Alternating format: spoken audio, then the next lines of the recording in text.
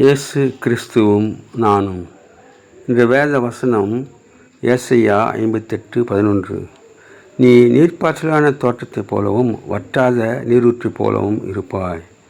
அன்பான சகோதர சகோதரிகளே, நாம் இந்த விதமாக ஆசீர்வதிக்கப்படுவதற்கு பசுவிலனுக்கு உன் ஆகாரத்தை பகிர்ந்து கொடுக்கிறதும் உன் மாம்சமானவனுக்கு உன்னை ஒழித்து கொள்ளாமல் இருக்க வேண்டும் என்று ஏசாயாவில் சொல்லப்பட்டார். அதோடு கூட கர்த்தர் நித்தமும் உன்னை நடத்தி மகா வறட்சியான காலங்களிலே உன்னை திருப்தி ஆக்குவார் என்று சொல்லப்பட்டிருக்கின்றது.